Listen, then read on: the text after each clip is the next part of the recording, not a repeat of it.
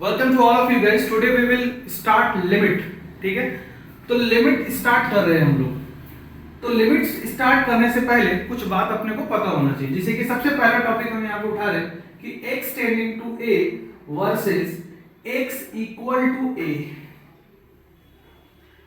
x tending to a का मतलब होता है, पहले इक्वल टू को समझ लेते हैं। x इक्वल टू a का मतलब होता है कि x इज एग्जैक्टली a। ठीक है, और x टेंडिंग टू a का मतलब होता है x is very very close to a। अगर तुमको a से समझने में दिक्कत हो रहा है तो कोई वैल्यू रख लो, जैसे 3, 2, 1, तो तुमको समझ में आ जाएगा। ठीक है, जैसे कि अगर हम एक एग्जांपल लेके चले कि x टेंडिंग टू 2 का क्या मतलब है, तो आप एक नंबर लाइन ड्रॉ कर लिए और 2 कहीं ना कहीं पे होगा कि नहीं। अब देखो 2 के करीब वैल्यू को लिख लो, जैसे कि 2 का करीब वैल्यू कितना होगा, 0.001, 2.001। अब देखो ये दूर दूर दिखा रहे बट होगा बहुत करीब करीब, समझ लो कि जूम करके दिखा रहे।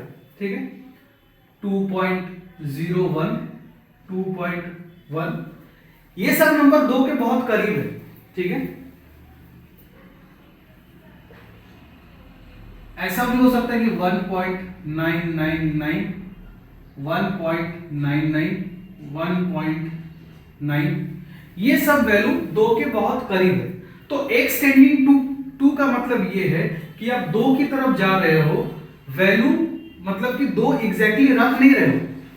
x का मतलब 2 नहीं होता, मतलब कि ये भी लिख दे आपको कि x tending to a does not implies x equal to a। तो x टेंडिंग टू a का मतलब होता है a की तरफ जाना। कैसे जाना? a की तरफ जाना किस तरह से, जैसे कि यहाँ पे 2 है तो 2 की तरफ जाना, 2 के नेबर्स वाले वैल्यू की तरफ से। जैसे कि ये 2 का नेबर है, ये भी 2 का नेबर है, ये भी 2 का नेबर है, तो 2 की तरफ ऐसे जा रहे हैं कि नहीं हम लोग। और 2 की तरफ यहाँ पे कैसे जा रहा है, ऐसे जा रहा है। तो 2 की तरफ तुम जा रहे हो यहाँ पे राइट हैंड साइड से, राइट हैंड साइड से, और इधर 2 की तरफ कैसे जा रहे हैं, लेफ्ट हैंड साइड से। ठीक है, लेफ्ट हैंड साइड से। तो 2 की तरफ जाना लेफ्ट हैंड साइड से और राइट हैंड साइड से, इसी का मतलब होता है x टेंडिंग टू 2। मतलब x 2 तो कभी नहीं है, लेकिन x 2 के बहुत ही करीब है। ठीक है, तो आई होप कि तुमको x टेंडिंग टू a और x इक्वल टू a में फर्क समझ में आया होगा। इसको नोट कीजिए, फिर आगे बताते हैं। अच्छा, यहाँ पे एक और बात समझ लो, जैसे कि यहाँ पे ये पॉइंट 1 था, और दूसरी बात ये समझ लो कि अगर एनीथिंग, तुम अगर किसी फ्रैक्शन को लिखते हो और न्यूमरेटर में कुछ भी लिखो, डिनोमिनेटर अगर 0 है तो इसका आंसर आता है अनडिफाइंड, मतलब इसको कभी भी तुम कैलकुलेट नहीं कर सकते हो। अच्छा, यहाँ पे ये भी लिख दे, नॉट इन्फिनिटी, नॉट इन्फिनिटी। अब तुमको लग रहा होगा कि कहीं कहीं हम लोग इन्फिनिटी भी तो देखे, तो वो केस अलग है, लेकिन ये पक्का अनडिफाइंड है। ठीक है, उसको अभी हम डिस्कस करेंगे, नोट कीजिए इसको।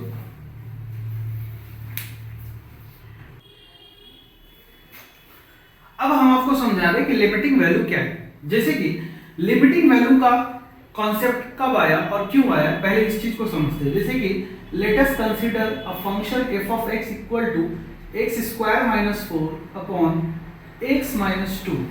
ठीक है, अब आपको पता होगा कि a अपॉन b अगर लिखा हुआ है तो ऐसे ही कट नहीं कर सकते। अब अगर ऊपर न्यूमरेटर में और डिनोमिनेटर में कोई फैक्टर है तो उसको कट करने से पहले आपको श्योर होना पड़ेगा कि वो 0 ना हो।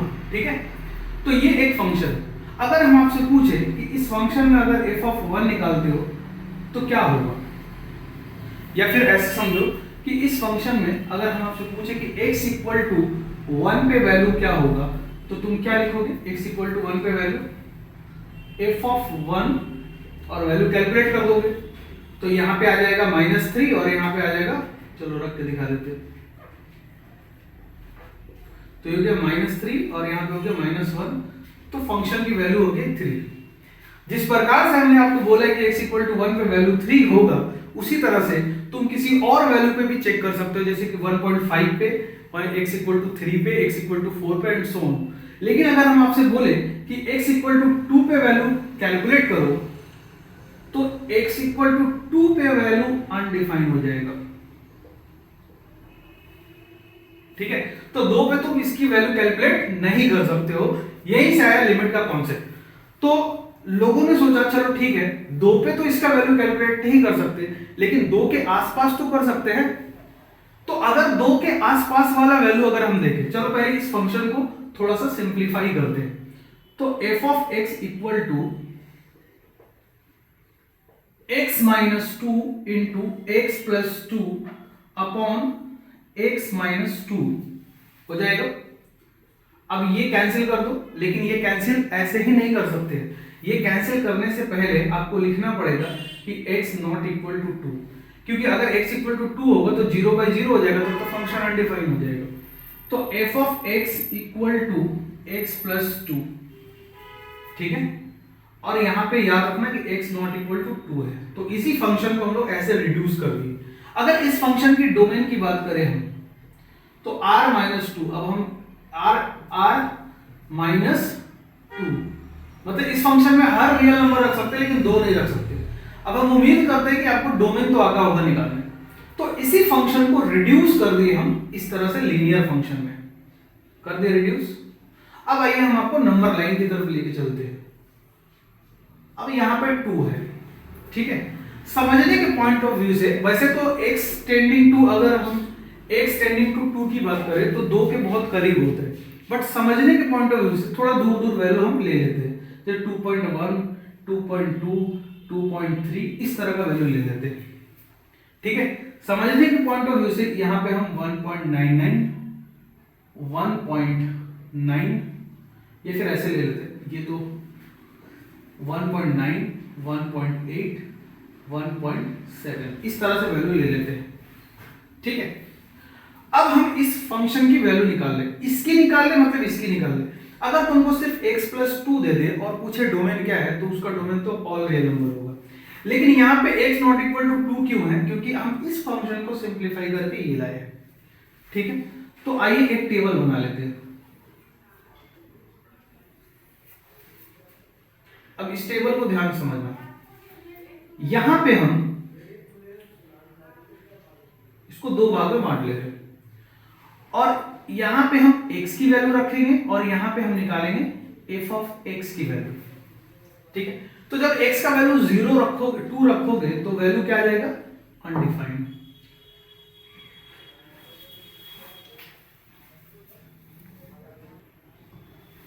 हाँ, तो x इक्वल टू अगर 2 रखोगे तो वैल्यू क्या आ जाएगा? अनडिफाइंड आ जाएगा। अब इधर हम कौन सा वैल्यू रखेंगे? इधर ये सब वैल्यू रखेंगे जो हम राइट साइड की तरफ से 2 की तरफ जा रहे हैं। तो मान लो 3 वैल्यू सिलेक्ट कर लेते हैं। कौन सा वैल्यू? 2.1, 2.2, 2.3 और इधर भी 2-3 वैल्यू सिलेक्ट कर लेते हैं। 1.9, 1.8, 1.7। तो 2 की तरफ आ रहे हैं, एक बार राइट हैंड साइड से आ रहे हैं, एक बार लेफ्ट हैंड साइड से आ रहे हैं। तो अगर 1.7 यहां रखो और यहां रखो, एक ही बात है, क्योंकि इसी को रिड्यूस करके ही आया है। तो 1.7 अगर यहां पे रखोगे तो तुम क्या देख पाओगे? 3.7 हो गया वैल्यू, और यहां पे 3.8 हो गया वैल्यू, और यहां पे 3.9 हो गया। अब 2 से कम ही रखना है ना, क्योंकि अगर 2 के लेफ्ट में वैल्यू देखोगे तो वो हमेशा 2 से कम ही है।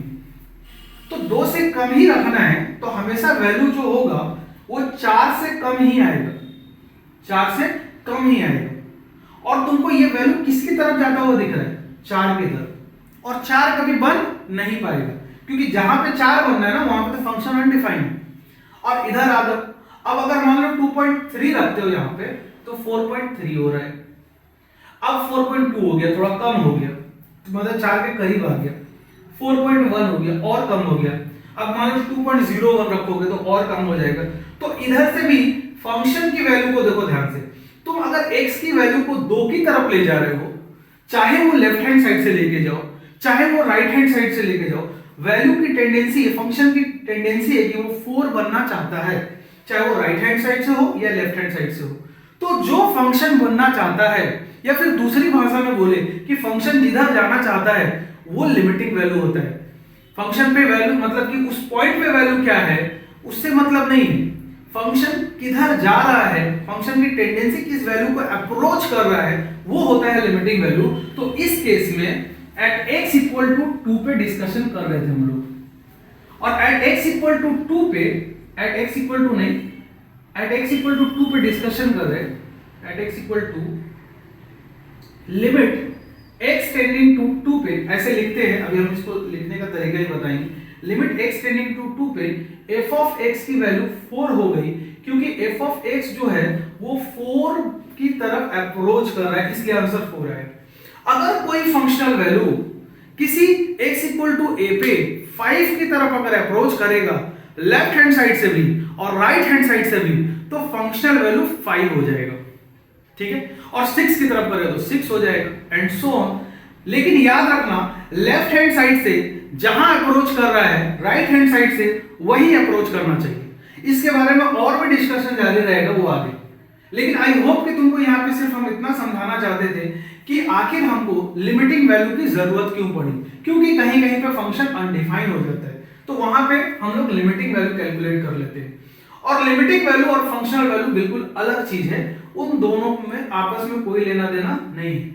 और लिमिटिंग वैल्यू किसका निकालते हैं, तो फंक्शन का लिमिटिंग वैल्यू निकालते हैं। एक बात हमेशा याद रखना कि लिमिटिंग वैल्यू किसका निकालते हैं, तो किसी फंक्शन का निकालते हैं। कहां पर निकालते हैं, किसी पॉइंट पे निकालते हैं। जैसे कि यहां पे किस पे डिस्कशन हुआ, एट x इक्वल टू 2 पे डिस्कशन हो रहा था, तो उसी तरह से x इक्वल टू किसी भी पॉइंट पे डिस्कशन हो सकता है। तो लिमिटिंग वैल्यू फंक्शन का निकालते हैं और लिमिटिंग वैल्यू किसी पॉइंट पे निकालते हैं, ठीक है। अब इसका आगे का डिस्कशन करते हैं, पहले इसको नोट कीजिए।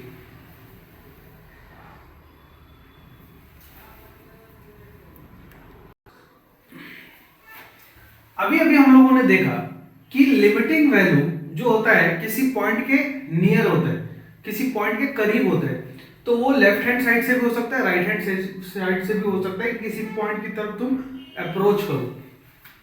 जैसे कि अभी के एग्जांपल में क्या था, कोई नंबर था, मान लो उसको a है, और वैसे अभी के एग्जांपल में 2 था, अभी हम जनरल मान लेते a की तरफ लेफ्ट हैंड से अप्रोच करना, राइट हैंड से और लेफ्ट हैंड से अप्रोच करना, ये 2 बातें हो सकती है। इस हिसाब से जो होता है तुम लेफ्ट हैंड लिमिट कैलकुलेट कर सकते हो अलग से, और राइट हैंड लिमिट कैलकुलेट कर सकते हो अलग से। लेफ्ट हैंड लिमिट को शॉर्ट में LHL और राइट हैंड लिमिट को शॉर्ट में RHL बोल देते हैं। अब किसी पॉइंट A पे बात चल रहा है, तो चूंकि हम लोग इधर लेफ्ट से चल के आ रहे हैं ना, तो लेफ्ट वाला वैल्यू A से थोड़ा छोटा होगा और राइट वाला वैल्यू थोड़ा A से बड़ा होगा।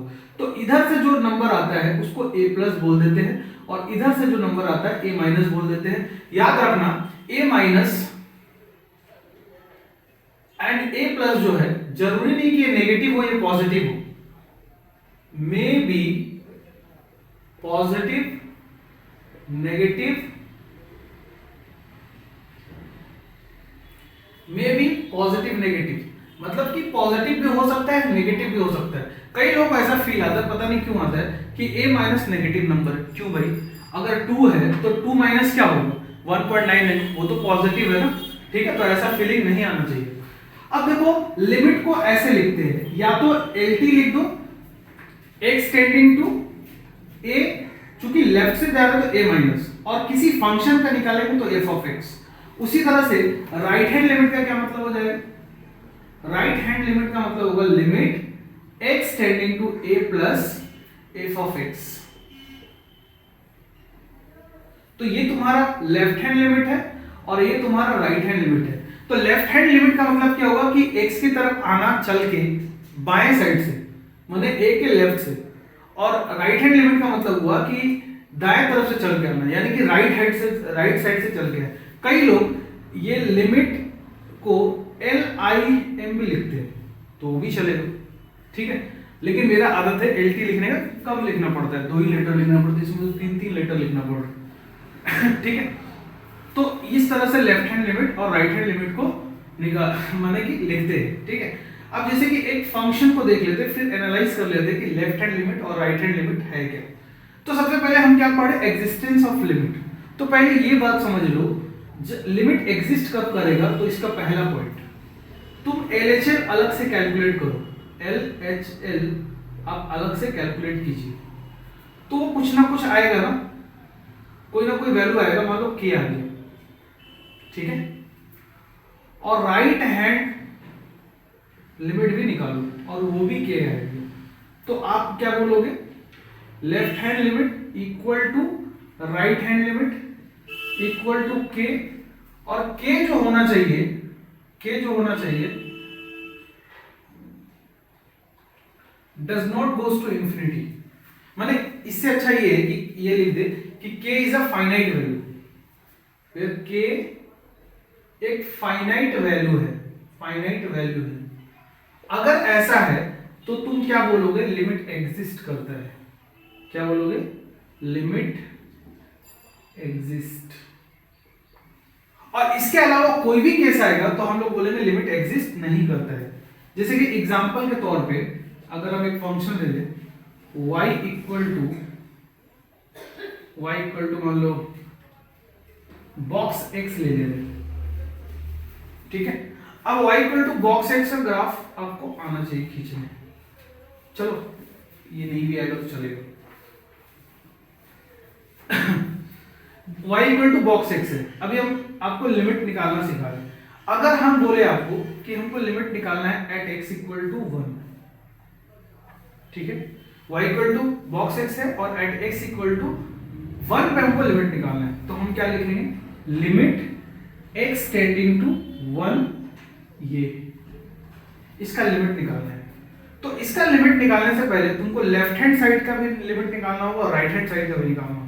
तो चलिए सबसे पहले लेफ्ट हैंड साइड का लेफ्ट हैंड लिमिट निकालते हैं। तो लेफ्ट हैंड लिमिट के लिए 1 माइनस लिखेंगे, यानी कि अब इसका क्या मतलब है कि यहां पे रखो ऐसा वैल्यू जो 1 से जस्ट छोटा हो, तो 1 से कोई भी छोटा। अब हम उम्मीद करते हैं कि आपको बॉक्स x का मतलब पता होगा, इसको बोलते हैं ग्रेटेस्ट इंटीजर फंक्शन, ठीक है। अब x टेंडिंग टू -1, तो अगर इसके अंदर रखोगे तो इसका मतलब 1 से थोड़ा छोटा वैल्यू रखना है, मतलब 1.9 रख सकते हो, 1.9999। तो 1 से छोटा वैल्यू, अगर 2 से बस जस्ट छोटा वैल्यू, सॉरी 1 से छोटा वैल्यू 1.9 0.9 या 0.99 या फिर 0.9999 कुछ भी रखो, लेकिन 1 से वो छोटा होना चाहिए। तो आपको पता होना चाहिए कि 0 से 1 के बीच में अगर कोई भी वैल्यू बॉक्स के अंदर रखोगे तो वो 0 ही देगा। मतलब हम ये बोलना चाहते हैं कि बॉक्स 0.9 रखो या फिर 0.99 रखो या फिर 0.8 रखो, मतलब कोई भी वैल्यू रखो, 0.1 रख दो, ये सब 0 है। यहां पे जो रखे हो तुम, ये रखने में x बिलोंग्स टू 0 से लेके 1 तक कुछ भी रखो, इसका बॉक्स हमेशा 0 ही रहेगा। तो 1 से छोटा रख दे तो 0 आ गया। और राइट हैंड लिमिट जब निकालेंगे तो x टेंडिंग टू 1 प्लस रखेंगे, यानी कि 1 से ज्यादा। तो 1 से जब ज्यादा रखोगे तो कितना रखोगे, 1.1 1.2, तो इन सब पे बॉक्स का वैल्यू कितना आएगा, 1 आएगा। तो यहां से देखो left hand limit not equal to right hand limit, तो यहां पे हम बोलेंगे limit does not exist, does not exist. अब याद रखना, डज नॉट एग्जिस्ट को हम हमेशा डीएनई लिखेंगे, इसका मतलब होगा डज नॉट एग्जिस्ट, बार बार बड़ा लिखना ना पड़े। आई होप तुमको समझ में आया होगा कि लेफ्ट हैंड लिमिट किस तरह से निकालते हैं और राइट हैंड लिमिट किस तरह से निकालते हैं। और अगर लेफ्ट हैंड लिमिट और राइट हैंड लिमिट बराबर आ जाए और वो किसी वैल्यू k की तरफ आ जाए और k फाइनाइट हो, तो इसका मतलब बोलेंगे कि लिमिट एग्जिस्ट करता है। नोट कीजिए इतना।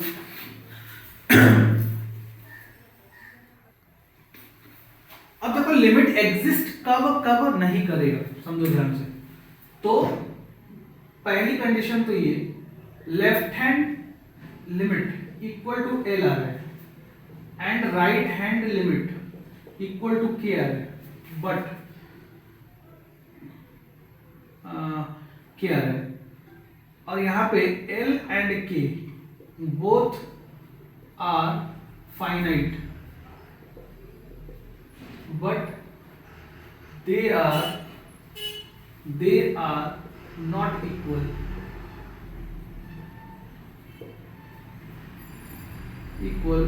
then limit does not exist. Any one of the left hand limit or right hand limit does not exist, then limit does not exist. बहुत शॉर्ट में लिख दी, समझो। तुम लेफ्ट हैंड लिमिट निकाले, कुछ आ गया, जैसे मान लो 0 आ गया, और राइट हैंड लिमिट निकाले, वो भी कुछ आ गया, 1 आ गया, और 0 और 1 तो बराबर नहीं है, तो यहाँ पे लेफ्ट हैंड लिमिट एग्जिस्ट कर रहा है, राइट हैंड लिमिट भी एग्जिस्ट कर रहे हैं, but they are not equal. इस वजह से लिमिट पूरा एग्जिस्ट नहीं कर रहे। एनी वन ऑफ द, जैसे कि लेफ्ट हैंड लिमिट निकाले और वो इन्फिनिटी की तरफ टेंड कर गया, या फिर राइट हैंड लिमिट निकाले और वो भी इन्फिनिटी की तरफ टेंड कर दी, तो दोनों में से कोई एक भी अगर इन्फिनिटी की तरफ टेंड किया तो बोलेंगे लिमिट एग्जिस्ट नहीं कर रहा है। लेकिन हो सकता है लेफ्ट हैंड लिमिट एग्जिस्ट कर रहा हो और राइट हैंड लिमिट एग्जिस्ट ना कर रहा हो, क्योंकि वो इन्फिनिटी की तरफ टेंड कर रहे हैं। ठीक है, तो ये केस भी लिमिट डज नॉट एग्जिस्ट में काउंट होगा। ये एग्जिस्ट कर रहा है और ये एग्जिस्ट नहीं कर रहा है, तो भी लिमिट डज नॉट एग्जिस्ट के लिस्ट में आ जाएगा, और दोनों ही एग्जिस्ट नहीं कर रहा तब तो आ ही जाएगा।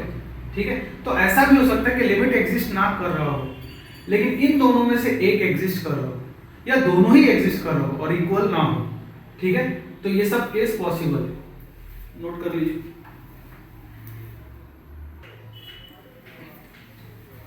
अब देखो evaluation of left hand limit and right hand limit.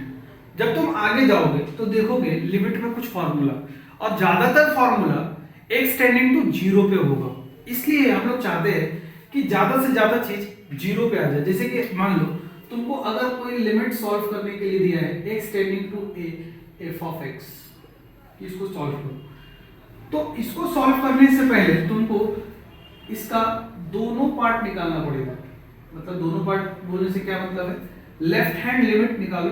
तो लेफ्ट हैंड लिमिट कैसे निकालो, limit x tending to a minus, ठीक है, f of x। अब इसको कैलकुलेट कर लो, और दूसरा केस ये हो जाएगा, कि आप राइट हैंड लिमिट को कैलकुलेट करो। तो वो कैसे करोगे, limit x tending to a plus पे f of x का वैल्यू। अब ये x टेंडिंग टू a पे है ना, तो हम ये बोलना चाहते हैं कि ज्यादातर चीजें जो है, फॉर्मूला जो है वो 0 होगा यहाँ पे। तो हम इसको 0 में कन्वर्ट कर सकते हैं, बिना किए भी कैलकुलेट किया जा सकता है, बट कर लो तो भी किया जा सकता है। तो कहीं कहीं पे कर लेने पे आसान हो जाएगा।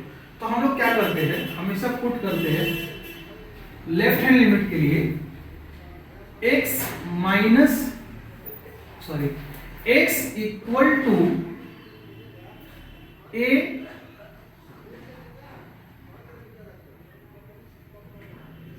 x इक्वल टू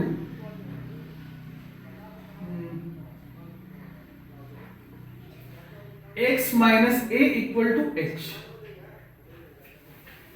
ठीक है, तो यहां से x इक्वल टू क्या हो गया, यहां से x इक्वल टू हो गया, सॉरी यहां पे क्या पुट करोगे, limit x tending to x नहीं, अभी हम यहां पे चेंजिंग करेंगे, यहां पे पुट करेंगे a minus h।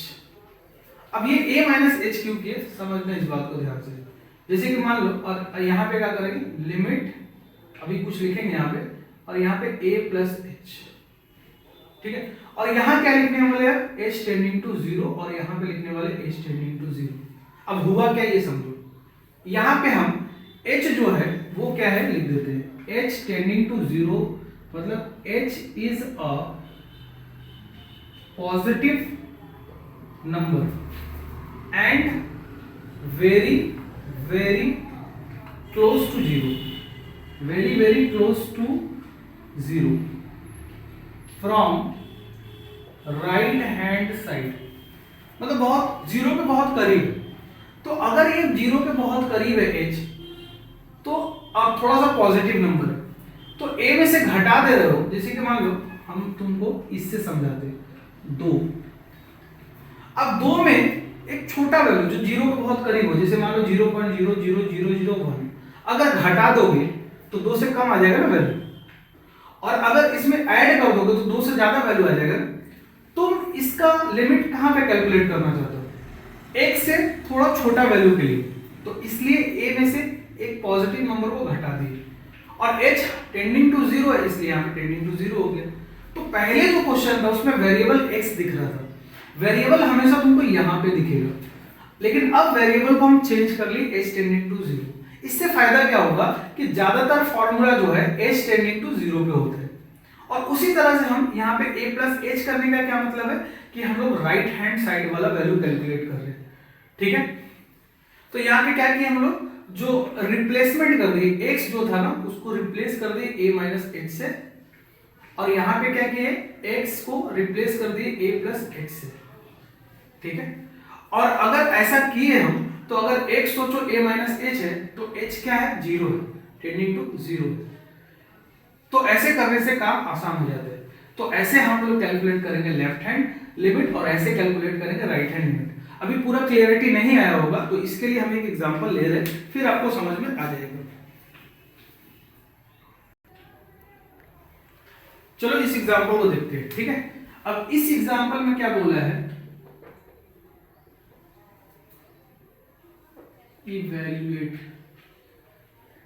Evaluate left hand and right hand limit of इतना। तो सबसे पहले हम लेफ्ट हैंड लिमिट निकालना चाहते हैं।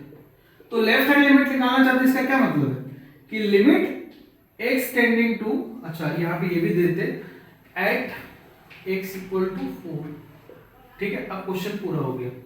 तो x इक्वल टू 4 माइनस निकालना चाहते हैं हम लोग f ऑफ x का।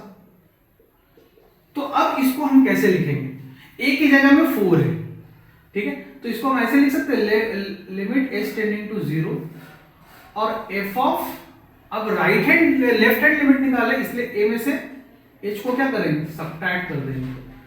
तो अब इसका क्या मतलब, लिमिट h टेंडिंग टू 0 और f ऑफ 4 माइनस h की जगह में क्या है, माने कि 4 माइनस h कैसे लिख सकते हैं, f ऑफ x की जगह में जहां जहां x है वहां क्या रख दो, 4 माइनस h। तो 4 माइनस h रख दो, तो 4 minus h minus 4 mod upon 4 minus h minus 4। अब यहां से ये 4 और ये 4 कैंसिल, मॉड माइनस h, और यहां से 4 4 कैंसिल और माइनस h, और ये लिमिट लिखना भूलना मत, लिमिट h टेंडिंग टू 0, ठीक है। अब देखो ये जो मॉड है लिमिट h टेंडिंग टू, चलो नीचे लिख देते हैं, ये यहां से लिख देते, देखो ये मॉड h जो है पॉजिटिव नंबर। अब मॉड जो खुलता है, अगर आपको नहीं पता है तो हम बता देते हैं, मॉड x या तो x होगा या तो माइनस x होगा।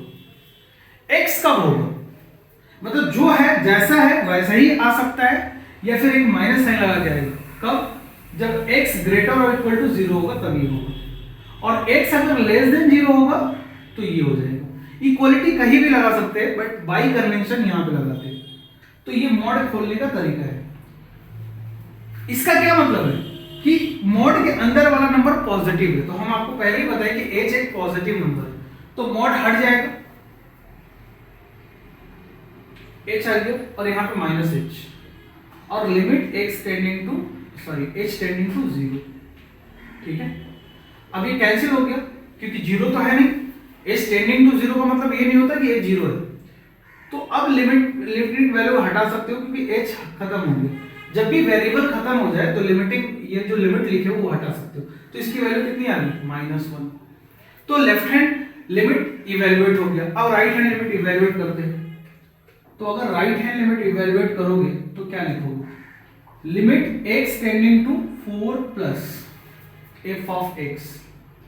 अब इसको कैसे चेंज कर सकते हो, लिमिट x से रिप्लेस कर दो, h टेंडिंग टू 0 लिख दिए, और f ऑफ, अब क्या लिखेंगे यहाँ पे 4 प्लस h। तो अगर f ऑफ x पता है तो f ऑफ 4 प्लस h कैसे लिखेंगे, x के जगह में 4 प्लस h, तो 4 प्लस एच माइनस 4, ठीक है, और यहाँ पे 4 प्लस एच माइनस 4, ठीक है। तो ये और ये कैंसिल, ये और ये कैंसिल, और मेरा एक बहुत गंदा आदत है कि हम लिमिट छोड़ देते हैं, तुम मत छोड़ना, ठीक है। तो लिमिट एच टेंडिंग टू 0, अब मॉड सीधा सीधा हटा सकते हैं h बाई एच, तो ये 1 हो गया। तो ये राइट हैंड लिमिट 1 आया और लेफ्ट हैंड लिमिट -1 आया। तो क्या अगर हम आपसे सवाल पूछे कि क्या लेफ्ट हैंड लिमिट एग्जिस्ट कर रहा है, तो हाँ, कितना आया -1। राइट हैंड लिमिट एग्जिस्ट कर रहा है, हाँ, कितना आया 1। क्या लिमिट एग्जिस्ट कर रहा है? नहीं। क्यों? क्योंकि लेफ्ट हैंड और राइट हैंड लिमिट अलग ही है, ठीक है। तो यहाँ पे क्या, अगर लिमिट का आंसर पूछा होता है कि इसका लिमिटिंग वैल्यू निकालो, तो हम लोग बोलते डज नॉट एग्जिस्ट। नोट कीजिए। अब देखो नेक्स्ट टॉपिक है graphical understanding of limit. Limit को हम लोग ग्राफिकली समझ लेते हैं। जैसे कि तुमको पता होगा कि y equal to f of x, अगर कोई फंक्शन है तो उस फंक्शन का अपन जरूर से जरूर ग्राफ ड्रॉ कर सकते हैं।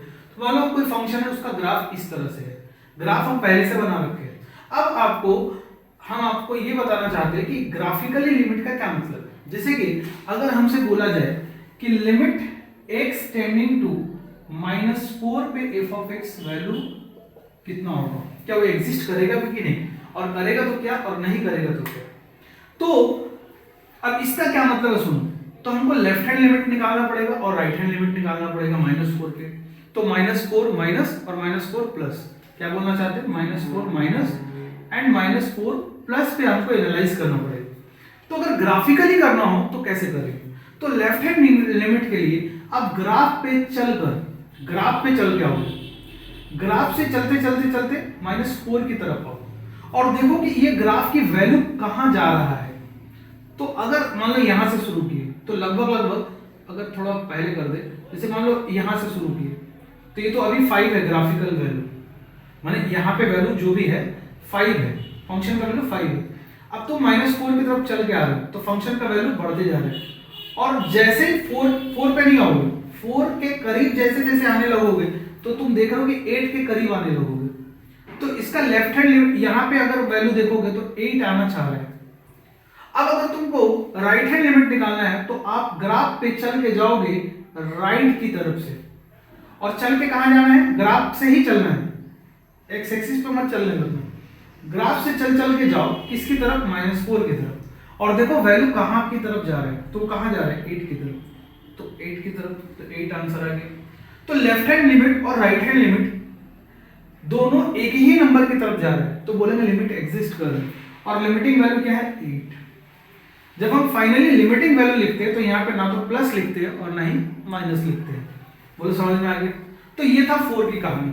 अगर हम आपसे एक और सवाल पूछ ले कि बताइए क्या 4 पे यहाँ पे फंक्शन डिफाइंड है, मतलब ये तो अलग चीज है, और f ऑफ 4 ये क्या होगा, तो वो अनडिफाइंड है। क्यों? क्योंकि 4 जो है अगर ग्राफ में कभी भी ऐसा पोर्शन है, इसका मतलब वो ग्राफ में नहीं है, और ऐसा पोर्शन है मतलब वो ग्राफ में है। इसको बोलते हैं होल सर्कल और इसको क्लोज सर्कल बोलते हैं, ठीक है। तो ये हो गया तुम्हारा पहला क्वेश्चन। दूसरा सवाल हम पूछ रहे कि लिमिट x टेंडिंग टू 7 पे क्या हो रहा है फंक्शन के साथ। तो फिर से हमको 7 माइनस पे एनालाइज करना पड़ेगा और 7 प्लस पे एनालाइज करना पड़ेगा। तो ग्राफ पे चल के जाओ -7 की माने 7 की तरफ लेफ्ट साइड से, तो ग्राफ पे चल के जाओगे तो कहां वैल्यू जा रहा है, 7 की तरफ। तो ये 7 आ रहा है, और अब राइट हैंड लिमिट निकालने के लिए तुमको ग्राफ की तरफ चल के जाना पड़ेगा राइट साइड से, तो वो तो 9 आ रहा है।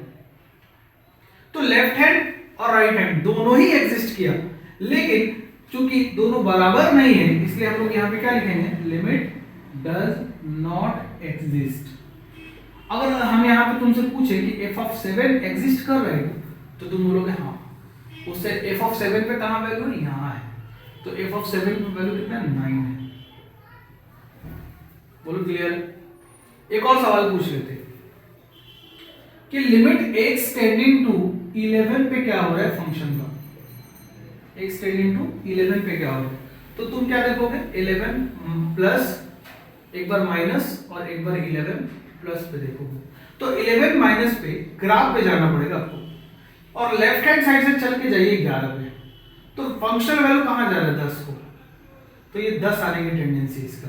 और इधर से चल के जाओगे राइट हैंड साइड से तो भी 10। तो यहाँ पे लिमिट एग्जिस्ट कर रही है और लिमिटिंग वैल्यू कितना है 10 है। अगर हम यहाँ पे तुमसे पूछ दे क्या फंक्शनल वैल्यू एग्जिस्ट कर रही है 11 पे, तो बोलोगे हाँ, और वो भी कितना है 10। ठीक है, समझ में? तो आई होप कि ग्राफ को देख के भी तुम लिमिटिंग वैल्यू बता सकते हो। इसको नोट कीजिए। अब देखो functional value versus limiting value. पहले तो एक बात को दिमाग में बैठा लो कि फंक्शनल वैल्यू का लिमिटिंग वैल्यू से आपस में कोई लेना देना नहीं है। फंक्शनल वैल्यू अलग कहानी है, लिमिटिंग वैल्यू बिल्कुल ही अलग कहानी है। इन दोनों का आपस में कोई संबंध नहीं है। जैसे कि पहली बात करें अगर हम कि हो सकता है फंक्शनल वैल्यू को हम अब एफ लिखे, एफ भी लिखेंगे फंक्शनल वैल्यू, ये फंक्शनल वैल्यू है, ठीक है। एंड लिमिटिंग वैल्यू पे एल भी लिखेंगे। Functional value and limiting value में इक्वल एंड बोथ एग्जिस्ट। ऐसा हो सकता है कि फंक्शनल वैल्यू भी एग्जिस्ट करे और दोनों इक्वल भी हो, लेकिन इसका मतलब ये नहीं कि इससे फंक्शनल वैल्यू और लिमिटिंग वैल्यू सेम हो जाता है। जैसे कि अगर एग्जांपल के तौर पे अगर हम आपसे बोले कि लिमिट x टेंडिंग टू 2 पे x प्लस 2 की वैल्यू क्या होगी, ठीक है, चलो ऐसे लिख लेते हैं f of x and f of 2 क्या होगा if f of x equal to x plus 2। तो यहां पे जब तुम लिमिटिंग वैल्यू निकालोगे, यहां पे अगर फंक्शन की वैल्यू ये है तो 2 पुट कर दो, या 2 के करीब वाला वैल्यू पुट करोगे 1.9 तो भी वैल्यू मतलब 4 बनना चाहेगा, और -1 माने 2.1 से भी, जैसे कि अगर इसका लिमिटिंग वैल्यू निकालोगे तो क्या पुट करना चाहोगे, ऐसे ही पुट करना चाहोगे। और राइट साइड वाला 2.001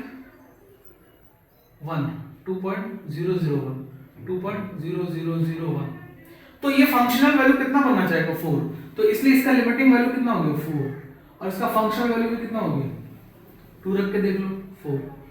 फंक्शनल वैल्यू निकालने के लिए सीधा सीधा रख देते हैं, और फंक्शनल वैल्यू ना निकालना हो तो थोड़ा एनालाइज करना पड़ता है, ठीक है। लेकिन हमेशा ऐसा ही नहीं करना पड़ेगा, डरो मत, आगे जाके इजी तरीका भी है और वो स्टैंडर्ड है, ऐसा नहीं कि एग्जाम में नहीं कर सकते, एग्जाम में करने पे वैलिड है।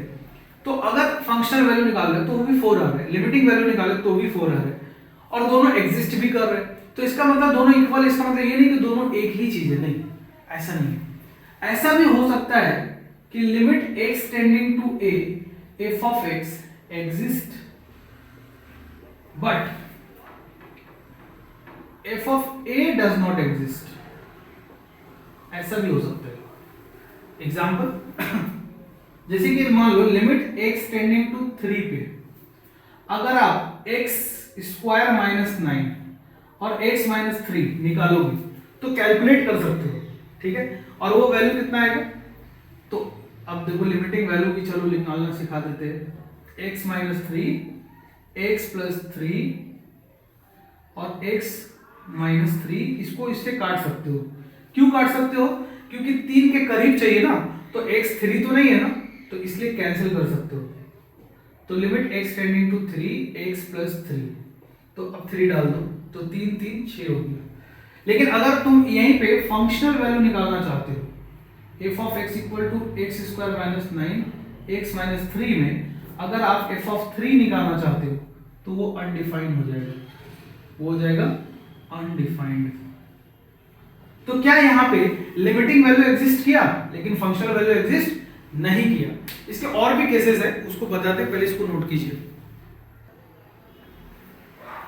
पहला में क्या था कि दो, चलो एक और ले लेते पहले। यहां पे क्या था कि फंक्शनल वैल्यू एग्जिस्ट नहीं कर रहा था लेकिन लिमिटिंग वैल्यू एग्जिस्ट कर रहा था। ऐसा भी हो सकता है कि फंक्शनल वैल्यू ऐसे लिख देते function value F of A exist but limit X tending to A पे वो फंक्शन डज नॉट एग्जिस्ट हो जाए, ऐसा भी हो सकता है। इसकी एग्जांपल ले लेते हैं, जैसे कि मान लो अगर आप एक एग्जांपल लेते हो, चलो ग्राफिकली ले लेते हैं, ऐसा ग्राफ ले लेते हैं और ये वाला पॉइंट मान लो 2 है और ये 3 है, 1 ले लेते हैं 1 और ये 2 है। तो अगर हम तुमसे पूछे लिमिट x टेंडिंग टू 2 पे फंक्शन की वैल्यू बताओ, ये ग्राफ किसका है, y equal to f of x का, तो तुम बोलोगे लेफ्ट से जा रहे हो तो 1 की तरफ जा रहा है वैल्यू और राइट से जा रहे हो तो 2 की तरफ, तो लेफ्ट हैंड लिमिट और राइट हैंड लिमिट बराबर नहीं है, इसलिए डज नॉट एग्जिस्ट होगा। लेकिन अगर हम तुमसे पूछे एफ ऑफ 2 कितना होगा, तो एफ ऑफ 2 पे सर्कल कहां लगोगे, 2 पे, तो ये 2 होगा। तो एक एग्जिस्ट किया और दूसरा नहीं किया। तो पहला केस क्या पड़े, दोनों एग्जिस्ट कर रहे और दोनों इक्वल है। दूसरा क्या पड़े, लिमिट एग्जिस्ट कर रहा था बट फंक्शनल वैल्यू एग्जिस्ट नहीं कर रहा था, और फिर फंक्शनल वैल्यू एग्जिस्ट किया और लिमिटिंग वैल्यू एग्जिस्ट नहीं किया। अब क्या हो सकता है, F of A exist and limit X tending to A, ये भी एग्जिस्ट कर रहे हैं, exist but F of A not equal to limit X tending to A F of X. बोलो क्लियर। अब इसका एग्जांपल देख लेते हैं, जैसे कि मान लो इसका एग्जांपल ऐसा ले लो,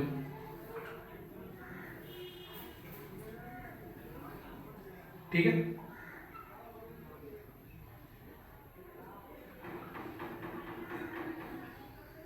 ये मान लो 5 है और ये 3 है और ये जो है वो 4 है, ठीक है।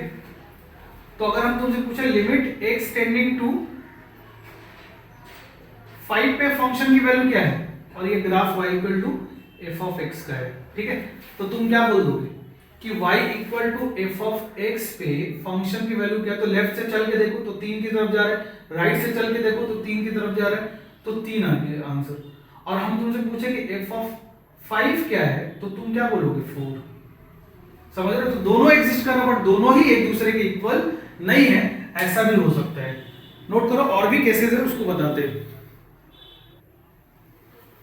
ऐसा भी हो सकता है कि F of A and limit X tending to A पे F of A both does not exist. Example, अगर 1 अपॉन एक्स का तुम ग्राफ खींचोगे तो इसका ग्राफ कैसा दिखता है, चलो 1 अपॉन एक्स क्यूब का ले लेते ग्राफ, तो इसका ग्राफ ऐसा दिखता है, ठीक है। अब हम एट एक्स इक्वल टू 0 पे बात कर लेते हैं, लिमिट एक्स टेंडिंग टू 0 पे 1 अपॉन एक्स क्यूब क्या है, तो अगर तुम देखो राइट हैंड साइड से जा रहे हो तो वैल्यू इन्फिनिटी की तरफ अप्रोच कर रहे हैं, 0 पे जाना है राइट हैंड साइड से, तो ग्राफ पे चल के जाएगा ना तो वैल्यू इन्फिनिटी की तरफ अप्रोच कर रहे हैं, और माइनस इन्फिनिटी की तरफ कब कर रहे हैं, जब तुम लेफ्ट साइड से चल के जा रहे हो, तो लिमिट तो एग्जिस्ट नहीं कर रहे। और यहां पे इंटरेस्टिंग बात यह है कि लेफ्ट हैंड लिमिट वो भी डज नॉट एग्जिस्ट। क्यों, क्योंकि वैल्यू माइनस इन्फिनिटी की तरफ जा रहा है। राइट हैंड लिमिट वो भी डज नॉट एग्जिस्ट है, क्यों, क्योंकि वैल्यू प्लस इन्फिनिटी की तरफ जा रहा है, ठीक है। और इस तरह से लिमिट एग्जिस्ट नहीं किया, ठीक है। और हम आपसे पूछे कि एफ ऑफ 0 क्या होगा यहां पे, तो 1/0 का क्यूब अनडिफाइंड, तो फंक्शन वैल्यू भी एग्जिस्ट नहीं किया यहां पे, ठीक है। तो ये सब केस पॉसिबल है।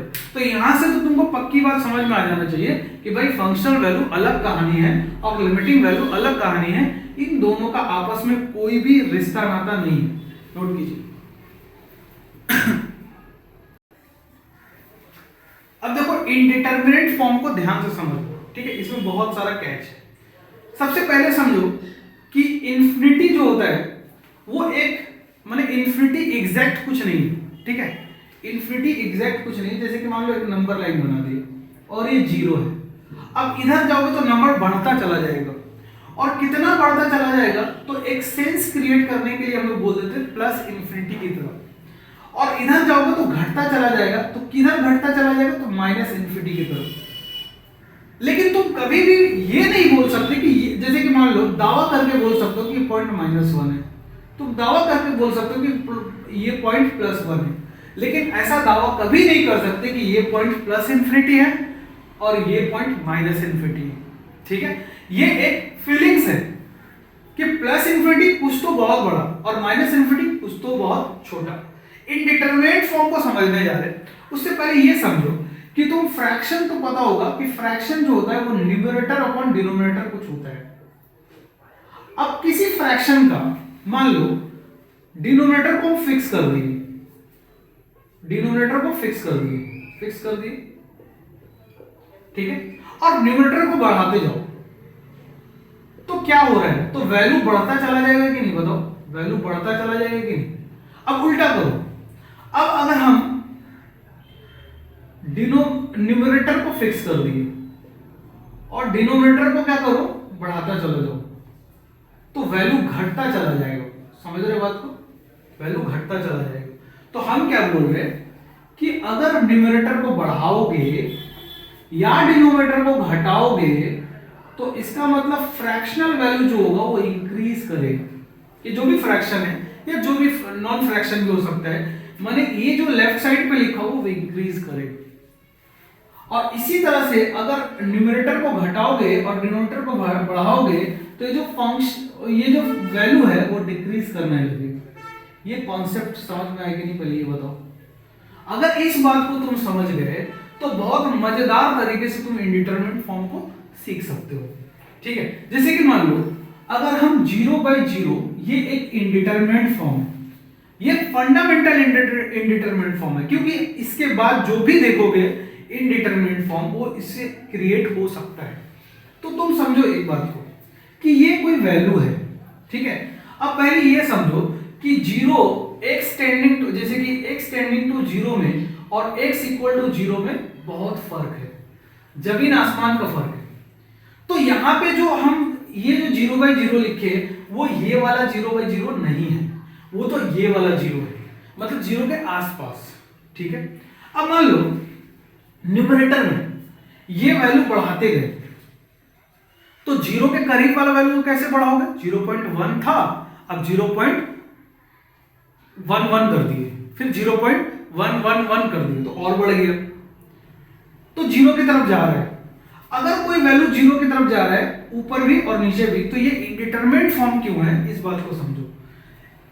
अगर ऊपर 0 की तरफ जाने का रेट अलग हो और नीचे वाला 0 की तरफ जाने का रेट अलग हो, तो ये फंक्शनल वैल्यू पे डिपेंड करता है कि कैसे कौन 0 की तरफ जा रहा है।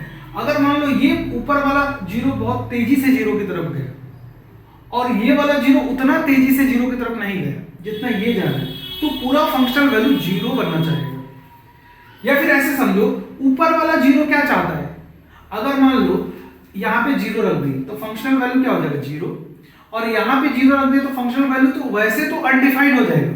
लेकिन अगर यहाँ पे 0.0001 रखे 0 के बहुत करीब, तो ये क्या चाहेगा, वैल्यू बहुत छोटा हो जाए, तो बड़ा हो जाए, सॉरी बड़ा हो जाए। तो ऊपर जितना बड़ा, जैसे कि ऊपर अगर 0.0001 रख रहे हो तो पूरा वैल्यू का टेंडेंसी है 0 बनने का, और नीचे 0.00001 रख रहे हो तो एक बड़ा वैल्यू बनेगा। समझ रहे हो। तो फिर से समझो, अगर न्यूमरेटर में 0 के करीब वाला नंबर रखना चाहते हैं तो न्यूमरेटर चाहता है कि पूरा वैल्यू 0 बन जाए, और वही वैल्यू नीचे रख दोगे तो पूरा वैल्यू चाहेगा कि बड़ा वैल्यू बने, 0 ना बन के एक बड़ा वैल्यू बने। तो ऊपर वाला 0 क्या चाहता है कि फंक्शनल वैल्यू 0 बन जाए, और नीचे वाला 0 क्या चाहता है कि फंक्शनल वैल्यू इन्फिनिटी बन जाए। तो इन दोनों में कॉन्ट्रडिक्शन है, इन दोनों का चाहत अलग अलग है। ये चाहता है 0 बनाना और ये चाहता है इन्फिनिटी बनाना, इसलिए इनडिटरमिनेट फॉर्म है। तो तुमको जब फंक्शन दिया जाए और फिर उसका वो इस तरह का इंडिटरमिनेट फॉर्म बनाए, तो पहले तुमको इंडिटरमिनेट फॉर्म को इवेल्युएट करना होगा। खैर अभी मेरा टास्क सिर्फ ये है कि हम ये आपको समझाए कि इंडिटरमिनेट फॉर्म कौन होता है। तो सबसे पहला नंबर पे जो इंडिटरमिनेट फॉर्म आएगा वो 0 और 0 फॉर्म है। इस बात को कभी मत भूलना कि अगर x टेंडिंग टू 0 है तब जाके ये 0/0 जो है वो इनडिटरमिनेट फॉर्म है। वो क्या है? इनडिटरमिनेट फॉर्म है। ये इनडिटरमिनेट फॉर्म कब है? जब x टेंडिंग टू 0 है तब। लेकिन सोचो अगर सिर्फ 0/0 लिखा हो तो ये तो अनडिफाइन हो जाएगा। चलो हम इससे अच्छा तरीका से ये ऐसे बता देते तुमको। जैसे कि 0/0 फॉर्म में मान लो ये 0 की तरफ ऐसे हम एरो लगा रहे हैं, इसका मतलब है कि ये एग्जैक्ट 0 नहीं है, 0 की तरफ जा रहा है, और ये एग्जैक्ट 0 है, तो ये तो अनडिफाइंड होगा, ये अनडिफाइंड हो गया। इसमें पहला केस। दूसरे नंबर पे देखो क्या है, अगर ये एग्जैक्ट 0 है और ये 0 नहीं है बट 0 के करीब वाला नंबर है तो ये तो 0 हो जाएगा। तो ये इनडिटरमिनेट फॉर्म है क्या? नहीं। ये इनडिटरमिनेट फॉर्म है क्या? नहीं।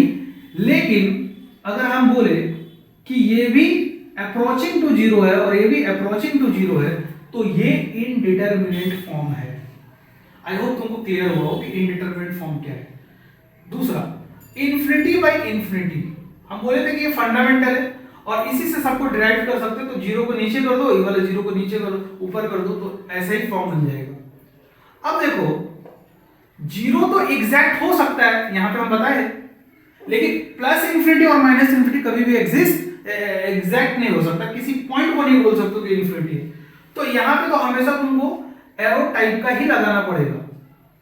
यहां पे अगर तुम सोचोगे इस तरह से लिख ले एग्जैक्ट 0/0 तो वो भी नहीं होगा। अच्छा, इसमें एक और केस पॉसिबल है, वो भी लिख देते हैं। अगर दोनों तरफ एग्जैक्ट 0 तो भी क्या होगा? अनडिफाइंड ही होगा। ठीक है। अच्छा, अब इसमें एक ही केस पॉसिबल है, ये। तो ये जो है वो इनडिटरमिनेट फॉर्म है। ठीक है, ये जो है वो इनडिटरमिनेट फॉर्म है। तीसरा number, infinity minus infinity form, ये भी क्या है? इनडिटरमिनेट फॉर्म है। ठीक है, तो इसमें भी एक ही केस पॉसिबल है, ये वाला। तो ये जो है वो इनडिटरमिनेट फॉर्म हो गया। 3 इनडिटरमिनेट फॉर्म हो गया। चौथा देखो, चौथा इनडिटरमिनेट फॉर्म होता है 0 इंटू इंफिनिटी। सोच के देखो, अब इसमें केस बनना पॉसिबल है। क्यों केस बनना पॉसिबल है? इस बात को भी समझ लो। क्योंकि 0 एग्जैक्ट हो सकता है। तो अगर 0 एग्जैक्ट है और इंफिनिटी तो हमेशा टेंडिंग टू ही होगा, तो इसका आंसर याद रखना है, ये कोई इनडिटरमिनेट फॉर्म नहीं, इसका आंसर तो 0 होगा। लेकिन अगर ये 0 अप्रोचिंग है तो ये चाहेगा फंक्शनल वैल्यू को 0 बनाना और ये चाहेगा इंफिनिटी बनाना, इसलिए दोनों में कॉन्ट्रडिक्शन है, तो ये इनडिटरमिनेट फॉर्म है। ठीक है, 4 इनडिटरमिनेट फॉर्म डिस्कस कर लिए। चलो पांचवा इधर कर लेते हैं। ठीक है, पांचवा इनडिटरमिनेट फॉर्म इधर डिस्कस कर लेते हैं। तो 4 हो गए। पांचवा जो है वो 0/0 फॉर्म है। अब ये इनडिटरमिनेट फॉर्म क्यों है समझो इसको। जैसे मान लो यहां पे 0 अप्रोचिंग है और यहां पे एग्जैक्ट 0 है, तो ये कोई इनडिटरमिनेट फॉर्म नहीं है, ये 1 होगा। ये 1 क्यों होगा? क्योंकि किसी भी चीज का पावर 0 1 होता है। ठीक है, दूसरा नंबर समझो, अगर मान लो ये 0 है, एग्जैक्ट 0 हो जाए और यहां पे 0 अप्रोचिंग हो जाए, तो 0 पे कुछ भी पावर चढ़ाओ 0 ही होगा, तो ये भी 0 है, ये भी इनडिटरमिनेट फॉर्म नहीं है। अब ऐसा हो जाए कि 0 एग्जैक्ट 0 एग्जैक्ट 0, तो तुम याद करो किसी भी चीज का पावर 0 1 होता है, लेकिन वो चीज 0 नहीं होना चाहिए, तो ये अनडिफाइंड हो गया, ये अनडिफाइंड हो गया। ठीक है, अब बचता है एक केस और, अगर ये भी 0 और ये भी 0, तो ये चाहेगा 0 बनाना और ये चाहेगा 1 बनाना, इसलिए दोनों में कॉन्ट्रडिक्शन है, इसलिए इनडिटरमिनेट फॉर्म है। ठीक है, तो ये 5 केस हो गया इनडिटरमिनेट फॉर्म वाला। ठीक है, नोट करो इसको। चलो यहीं पे लिख देते हैं यार, ये 5वां था ना, तो 5 को रोमन में ना लिख के इंग्लिश में लिख देते हैं। छठा इंडिटरमिनेट फॉर्म और 7वां indeterminate form, infinity raise to the power 0, ये भी इंडिटरमिनेट फॉर्म होता है। अब इसमें भी केसेस है, जैसे कि ये वाला फॉर्म में भी केसेस है। जब 0 आएगा तो माने 0 जब भी आए तो उसमें केसेस पॉसिबल है। जैसे कि पहला केस इसमें क्या पॉसिबल है, इंफिनिटी तो हमेशा एरो जैसा ही होगा, अप्रोचिंग ही होगा, और 0 अगर एग्जैक्ट है तो इसका आंसर 1 आएगा, कोई इनडिटरमिनेट फॉर्म नहीं है। लेकिन दूसरा वाला जो ये चाहेगा वैल्यू बड़ा बने और ये चाहेगा 1 बने, तो इसलिए अप्रोचिंग है तो ये इनडिटरमिनेट फॉर्म हो जाएगा। और आखिरी एक इनडिटरमिनेट फॉर्म जो है वो है 1 raise to the power infinity. ठीक है, ये भी फॉर्म इनडिटरमिनेट फॉर्म है। चलो इसको हम बताते हैं भी अच्छा से, पहले तो इतना नोट करो।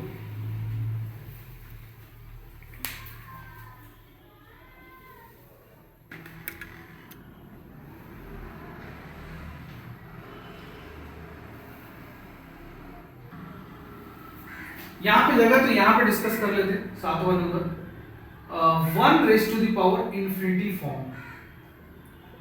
अगेन 1 भी एग्जैक्ट हो सकता है, 1 भी कहीं ना कहीं है ना, तो 1 भी एग्जैक्ट हो सकता है।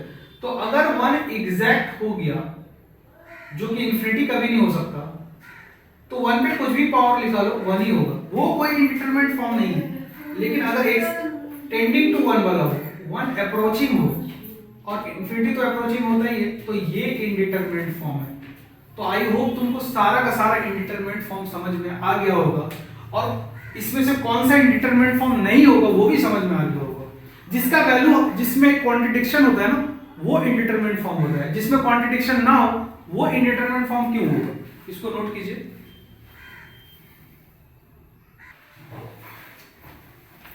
अच्छा देखो, लिमिट जो है वो अब कई लोग बोर हो चुके होंगे अभी तक, क्योंकि बहुत टफ चैप्टर है। लेकिन ये टफ चैप्टर भी इजी भी है। टफ कब है? जब तुम इसका कॉन्सेप्ट को समझने जाओगे तो टफ है, लेकिन जब इसका सवाल को सॉल्व करोगे तो इजी है। और एग्जाम में अपने को क्या करना है? सवाल को सॉल्व करना है। लेकिन अगर तुम लिमिट का सही से कॉन्सेप्ट समझ गए तो सवाल अगर सॉल्व करने जाओगे तो आसानी होगा। लेकिन बिना बढ़िया से समझे हुए भी क्वेश्चन को सॉल्व कर सकते हैं, लेकिन फिर वो बात नहीं रहेगी, मजा नहीं आएगा। तो अगर तुम अभी तक लेक्चर देख रहे हो तो बहादुर हो, ठीक है। और अब आई होप कि अब जो आएगा इजी वाला पोर्शन आने वाला शुरू है, मतलब कि शुरू होगा इजी पोर्शन आना, क्योंकि टफ वाला हो गया खत्म, ठीक है। तो अब हम लोग सिंपल सिंपल सी समझ लेते हैं, जैसे कि algebra of limit. Algebra of limit वैसे चैप्टर में नानी याद आ ही जाता है, ठीक है। तो थोड़ा टफ है, क्या करोगे? Limit x tending to a, f of x कोई फंक्शन है जिसको हम बोल रहे हैं इसका लिमिट एग्जिस्ट कर रहा है और l है, ठीक है। And limit x tending to g of x एक फंक्शन है और a पे ही इसका भी लिमिट मान लो k है। अगर ऐसा है, इफ ये, देन हम लोग क्या क्या बोल सकते हैं, ध्यान में। अच्छा, अब यहाँ पे देन, इससे पहले तुम ये समझ लो कि L and K are finite. Finite का मतलब ये भी एग्जिस्ट कर और ये भी एग्जिस्ट कर। अगर ऐसा है तो तुम क्या क्या बोल सकते हो? पहला पॉइंट, अब हम f ऑफ x को f लिखेंगे और g ऑफ x को g लिखेंगे।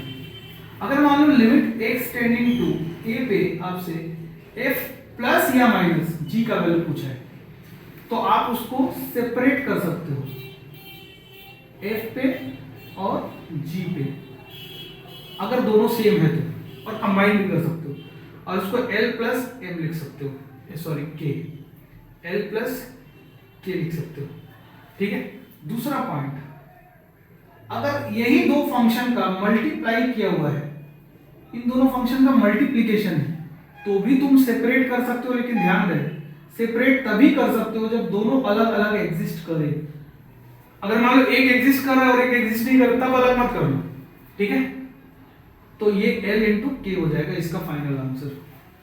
थर्ड, जिस तरह से मल्टीप्लाई कर सकते हैं उसी प्रकार से तुम चाहो तो डिवाइड भी कर सकते हो। Limit x tending to f हो जाएगा अपॉन a पे, limit x tending to a पे g हो जाएगा, और इसका आंसर L बाई के आएगा। बट ध्यान रहे k नॉट इक्वल टू 0 होना चाहिए। अगर k 0 होता है तब ऐसे नहीं कर सकते, ठीक है। 4, और क्या बोल सकते हो? Limit x tending to a पे किसी भी फंक्शन में अगर कोई कांस्टेंट मल्टीप्लाई कर रखा है तो तुम चाहो तो उस कांस्टेंट को बाहर निकाल सकते हो और फिर लिमिट को सॉल्व कर लो, ये भी किया जा सकता है, ठीक है।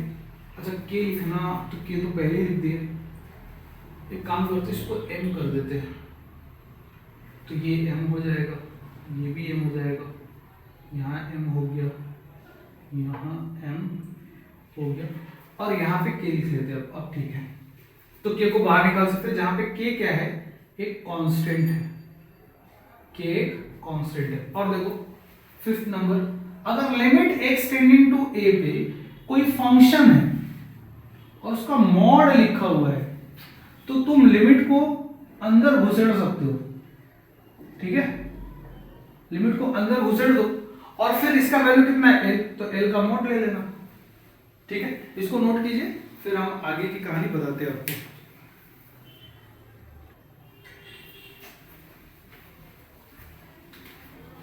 नेक्स्ट है, मान लो जो भी नंबर था, मान लो 6 मान लो, नंबर मेरे को याद नहीं, limit x tending to a पे f और उसके ऊपर पावर g है, ठीक है। तो तुम लिमिट को यहां भी ले जा सकते हो, ठीक है, ऐसे कर सकते हो, limit x tending to a पे f ऑफ x, और जो पावर है ना, limit x tending to a यहां पे भी ले जा सकते हो, कोई दिक्कत नहीं। तो आंसर क्या आएगा, एल एम, क्योंकि ये एल था और एम है, बट याद रहे एल, चलो यहां पे ऐसे एल एम, क्योंकि दोनों फाइनाइट है और एग्जिस्ट करते हैं, तो ऐसे लिख सकते हैं, ठीक है। अब देखो ध्यान से, नेक्स्ट अगर मान लो if limit x tending to a पे किसी फंक्शन का वैल्यू, किसी फंक्शन का value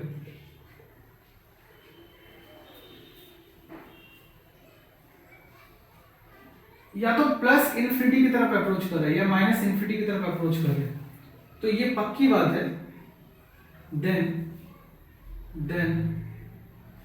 limit x tending to a पे उसका रेसिप्रोकल पक्का 0 हो जाएगा, ठीक है।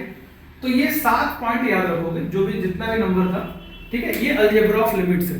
अब हम लोग सीखेंगे कि लिमिट्स को इवैल्यूएट कैसे करते हैं, ठीक है। अब जितना टफ टास्क था ना वो खत्म हो गया, अब जो है इजी टास्क हो गया, ठीक है। तो अब मजा आएगा, नोट कीजिए इसको। अब देखिए हम आपको बताए थे कि ये चैप्टर टफ भी है इजी भी है। टफ इसलिए कि इसका कॉन्सेप्ट को समझने में थोड़ा प्रॉब्लम होता है शुरुआत में, ठीक है, और इजी इसलिए क्योंकि इसका क्वेश्चन बहुत आसान होता है। तो अभी हम इवैल्यूएशन ऑफ अलजेब्राइक लिमिट सीख रहे हैं कि अलजेब्राइक लिमिट को कैसे सॉल्व करते हैं। अलजेब्राइक फंक्शन के लिमिट को सॉल्व करने को बोलते हैं अलजेब्राइक लिमिट, ठीक है। तो ये अलजेब्राइक फंक्शन है, इसको सॉल्व करेंगे। तो सबसे पहला मेथड है direct substitution method. Direct substitution method कब लगेगा वो समझा रहे। जैसे कि x टेंडिंग टू 1 पे तुमको लिमिट का वैल्यू निकालना है। अब 1 इसमें पुट करो, पुट करने के बाद अगर इनडिटरमिनेट फॉर्म, जो 7 इनडिटरमिनेट फॉर्म बताए थे, वो इनडिटरमिनेट फॉर्म अगर नहीं बनता है तो पुट करने पे जो आंसर आता है वही उसका लिमिटिंग वैल्यू हो जाएगा। जैसे कि अगर यहाँ पे 1 पुट करोगे और पुट करने के बाद ये वाला चीज नहीं लिखोगे, अब लिमिट x टेंडिंग टू 1 नहीं लिखोगे, 1 + 1 तो ये 2 हो गया और ये 2 हो गया, तो 2 2 कैंसिल हो गया, 1 आ गया आंसर। बोलो क्लियर। अब देखो ध्यान से, इसको कैसे सॉल्व करोगे। अब ये d नॉट इक्वल टू 0 क्यों दिया है, क्योंकि x टेंडिंग टू 0 पे तुमको इवैल्यूएट करना है। तो d भी अगर 0 हो जाए तो लिमिटिंग वैल्यू इसका अनडिफाइंड हो जाएगा, इसलिए यहाँ पे वो मेंशन कर दिया कि d 0 नहीं है। अब इसको कैसे सॉल्व करोगे, बस पुट करके देखो क्या कोई इंडिटरमिनेट फॉर्म बना है। अगर x 0 रखोगे तो ये वैल्यू b की तरफ जाएगा और ये वैल्यू d की तरफ जाएगा, तो आंसर होगा b/d 0 रखने पे। तो ये कोई इंडिटरमिनेट फॉर्म नहीं बना। तो जब भी पुट करने के बाद इंडिटरमिनेट फॉर्म ना बने तो डायरेक्ट पुट कर दो, आंसर आ जाएगा, ठीक है। इसको नोट कीजिए।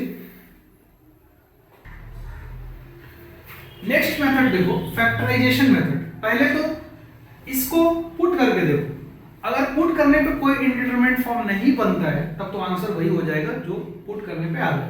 लेकिन पुट करो तो यहाँ 4 हो जाएगा और 4 और 12 4 और 12 16 हो गया, सॉरी 4 है ना, तो 4 रखोगे तो 16 हो जाएगा, सॉरी 4 है तो 16 हो जाएगा, और 16 और 12 कितना हो गया 28, और यहाँ भी 4 रखो तो 28, तो 28 प्लस में और माइनस में 28 मतलब कि 0 आ जाएगा। यहाँ ऊपर तो 0 आने वाला है, अब नीचे देखिए 4 रखने पे 16 हो गया, और यहाँ 4 रखा तो 12 और 4 16, तो 0 आ गया।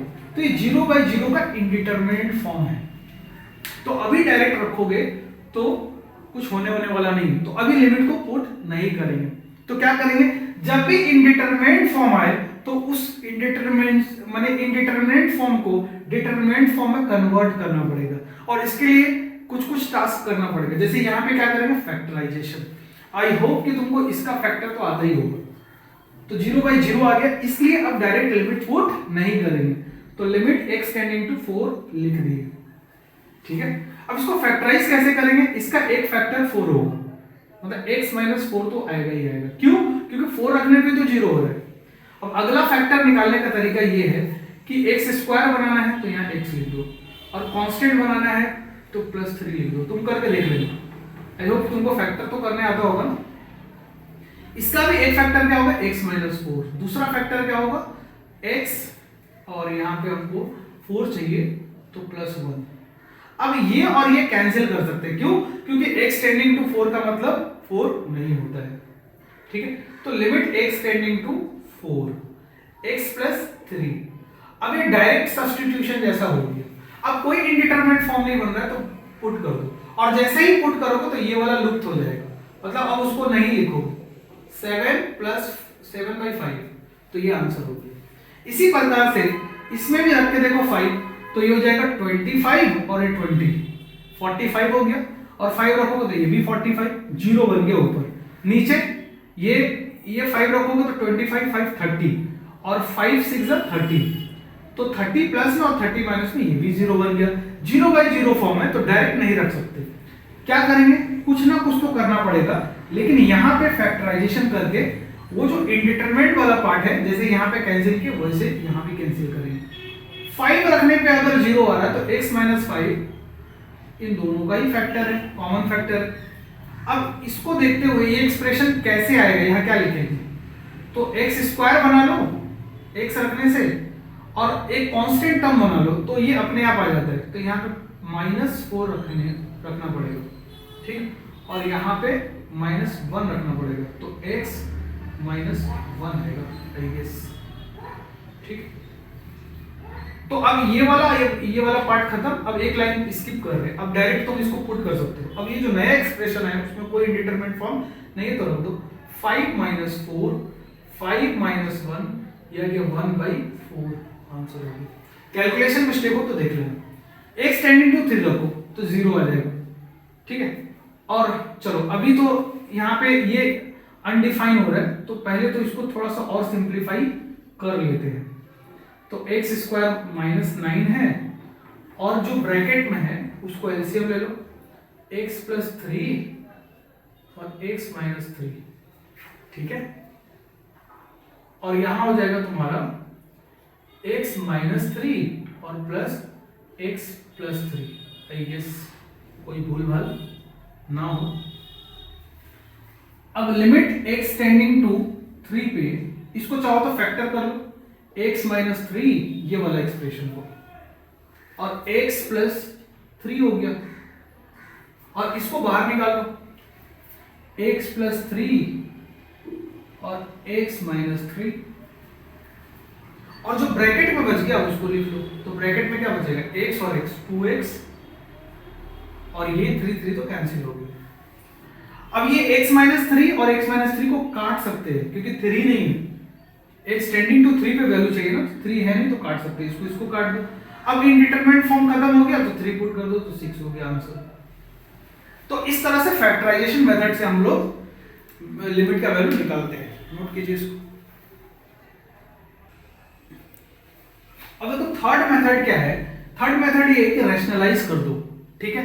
तो पहले तो इंडिटरमिनेट फॉर्म चेक करेंगे, तो जैसे इसमें चेक किए तो 0, तो 1 हो गया, √1 हो जाएगा, 1 - 1, ऊपर 0 बन रहे और नीचे 0 बन रहे, तो 0/0 का इंडिटरमिनेट फॉर्म है। तो इंडिटरमिनेट फॉर्म को दूर करने के लिए फैक्टराइज भी कर सकते हैं, और कहीं कहीं पे जरूरत पड़े तो रैशनलाइज भी कर सकते हैं, और कहीं कहीं पे एक ही जगह पे दोनों अप्लाई हो सकते हैं, ठीक है। तो यहाँ पे हम रैशनलाइजिंग करेंगे क्योंकि वही मेथड सीख रहे हैं। तो रैशनलाइजिंग करने का क्या मतलब है, इसका कॉन्जुगेट से, मतलब कि अगर यहाँ माइनस है ना तो प्लस वाला से ऊपर भी मल्टीप्लाई कर दो, नीचे ही मल्टीप्लाई कर दो। तो यहाँ पे ये वाला फैक्टर था, तो ये वाला फैक्टर का जो प्लस वाला है उससे मल्टीप्लाई कर दिए ऊपर भी और नीचे भी मल्टीप्लाई कर दिए उसी चीज से, क्योंकि बराबर भी तो होना चाहिए। अब a minus b a plus b वाला फॉर्मूला आई होप तुमको याद होगा, ठीक है। 1 प्लस एक्स, अगर याद नहीं है तो चुल्लू पर पानी में डूब के मरो।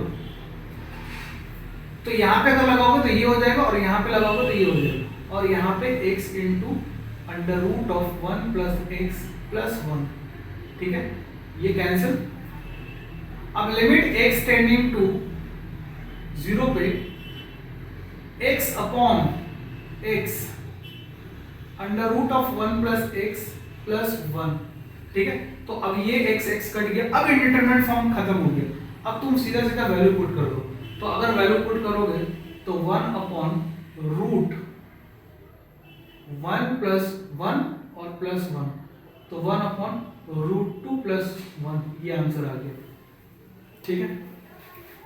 नोट कीजिए, यहाँ 0 रखेंगे ना, x टेंडिंग टू 0 है तो 0 रखेंगे, तो ये 1 बन जाएगा, 1 प्लस 1, तो यहाँ से आंसर 1/2 आएगा। पुट कीजिए। अब दूसरे क्वेश्चन को देखो, हम आपको बोले थे अब आप जब पूरा सीख जाओगे तो ये आपके हाथ में होगा ना कि कौन सा मेथड लगाना है। तो यहाँ पर रैशनलाइजिंग से भी काम चल जाएगा, और यहाँ पे तुम चाहो तो फैक्टराइजेशन से भी काम चल जाएगा। जैसे कि फैक्टराइजेशन से कैसे काम चलेगा, चलो पहले रैशनलाइजिंग से दिखा देते हैं। रैशनलाइजिंग करो, तो रैशनलाइजिंग किससे करेंगे, तो इससे कर दो रैशनलाइजिंग। तो लिमिट x टेंडिंग टू 1 और एक्स स्क्वायर माइनस रूट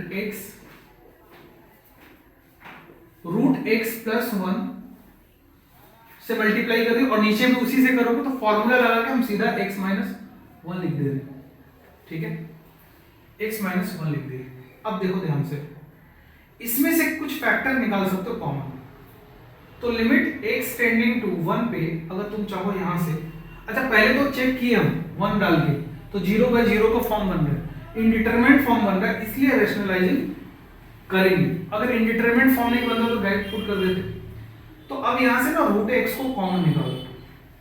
अब तुम यहां से रूट एक्स को कॉमन निकालोगे तो रूट एक्स कॉमन निकल गया, ठीक है। यहां पे क्या बचेगा, रूट एक्स का पावर क्यूब। अब तुम ये सोच पा रहे हो कि नहीं, सोच के बताओ। और यहां पे बचेगा रूट एक्स प्लस 1, ठीक है। अच्छा चलो यहां पे हम लिख ही लेते हैं, रूट एक्स माइनस 1 और रूट एक्स प्लस 1 से ऊपर नीचे दोनों जगह मल्टीप्लाई किए थे ना, ये, ठीक है। कुछ गलती ना हो रहा हो, ठीक है। चलो इसको ना पहले फैक्टराइजेशन से ही कर लेते हैं, पहले फैक्टराइजेशन से ही कर लेते हैं। फैक्टराइजेशन से कैसे करोगे, यहां से सीधा सीधा तुम क्या करो, रूट एक्स कॉमन निकालो, ठीक है। अगर तुम रूट एक्स कॉमन निकालते हो तो तुम सोच के देखो, यहाँ पे रूट एक्स क्यूब बचेगा और यहाँ -1, क्यों, क्योंकि तुम ऐसे सोचो रूट का स्क्वायर है तो इसका मतलब 2 2 बार लिखा हुआ है ना, तो क्या हम इसको ऐसे लिख सकते हैं, सोचो। अब एक रूट 2 कॉमन निकालोगे तो 3 रूट 2 बचेगा ना, और इसको क्या लिख सकते हो। अब तुमको अगर इसको समझना है तो बस रूट जहां जहां 2 है वहां x रख के देखो, तुमको समझ में आ जाएगा कि ये वाला चीज सही लिखा हुआ है, रूट x माइनस 1 होगी। अब देखो ध्यान से, लिमिट x टेंडिंग टू 1 है, अब तुम रूट x लिख चुके हो, इसको फैक्टराइज कर सकते हो कि नहीं, कौन सा फॉर्मूला लगा के, a cube minus b cube वाला फॉर्मूला। तो यहाँ पे क्या हो जाएगा, a minus b a square यानी कि रूट एक्स का square minus a into b यानी कि रूट एक्स और प्लस यहाँ पे b का स्क्वायर हो जाएगा तो 1 हो गया, ठीक है। और यहाँ रूट एक्स माइनस 1, तो ये वाला फैक्टर तो खत्म हो गया।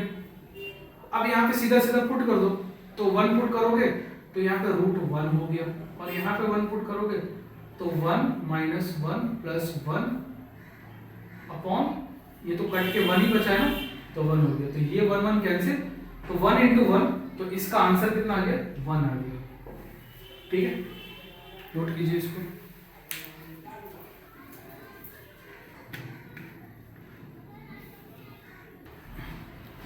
अच्छा, इस क्वेश्चन को देखो, यहां पे देखो, समझो x जो है वो वेरिएबल नहीं, h वेरिएबल है। ठीक है, तो आंसर जो है x के टर्म में आएगा। ठीक है, आंसर जो है x के टर्म में आ सकता है क्योंकि x को नंबर जैसा ट्रीट किया है, यहाँ पे जो रहता है ना वो वेरिएबल है। तो अब इसको कैसे सॉल्व करेंगे? तो पहले फॉर्म चेक करो, अगर h 0 रखोगे तो root x minus root x cut के 0 हो जाएगा। और ध्यान रखना ये भी कंडीशन दिया हुआ है। ठीक है, तो अगर नीचे 0 आ गया, x आ गया तो कोई प्रॉब्लम नहीं है क्योंकि x 0 नहीं हो सकता है। तो यहाँ पे रेशनलाइज करना पड़ेगा। तो लिमिट h टेंडिंग टू 0 और कर दो रेशनलाइजिंग। तो इसी के प्लस वाले फैक्टर से ऊपर और नीचे मल्टीप्लाई करो। देखो नीचे मल्टीप्लाई करोगे तो नीचे क्या दिखेगा? रूट एक्स प्लस एच और प्लस रूट एक्स। समझ रहे हो बात को? और अब यहाँ पे क्या करोगे? इसी से मल्टीप्लाई करोगे तो फॉर्मूला लग जाएगा, और जब फॉर्मूला लग जाएगा तो ये माइनस ये हो जाएगा। ठीक है, तो यहाँ एक्स एक्स खत्म। तो लिमिट h टेंडिंग टू 0 पे यहाँ पे हो गया h। ठीक है, और यहाँ भी हो गया h और यहाँ एज इट इज। ठीक है, अब ये h और ये h कैंसिल हो गए। अब h को डाल दो क्योंकि अब इंडिटरमिनेट फॉर्म खत्म हो चुका है। तो 1 अपॉन यहाँ 0 रखोगे तो रूट एक्स आएगा और यहाँ भी रूट एक्स आएगा, मतलब 2 रूट एक्स। ये आंसर हो गया। अब x 0 क्यों नहीं, यहाँ पे ऐसा कंडीशन क्यों दे रखा है? अगर x 0 हो जाता तो सोचो तुम्हारा आंसर जो है वो अनडिफाइन हो जाता, इसलिए कंडीशन दिया होता है। ठीक है, नोट कीजिए। अब देखो कभी कभी स्टैंडर्ड फार्मूला का यूज करके भी हम लोग लिमिट का वैल्यू निकालते हैं। अब जैसे कि यहाँ पे इवैल्यूएशन ऑफ अलजेब्राइक लिमिट पढ़ रहे हैं, तो आगे चल के ट्रिग्नोमेट्री भी आएगा। तो अभी ट्रिग्नोमेट्री पे बातचीत नहीं कर रहे, अभी जितना मेथड डिस्कस कर रहे हैं सब अलजेब्राइक के लिए। तो अलजेब्रा का कुछ, अच्छा एक तो ये जो चैप्टर हम पढ़ा रहे हैं लिमिट, उसमें एक अलजेब्राइक फंक्शन है और एक नॉन अलजेब्राइक फंक्शन है। नॉन अलजेब्राइक का मतलब अलजेब्रा ना होना, तो उसका अलग से सीखेंगे। तो अलजेब्राइक फंक्शन के लिए एक फॉर्मूला है जो आपको याद रखना चाहिए।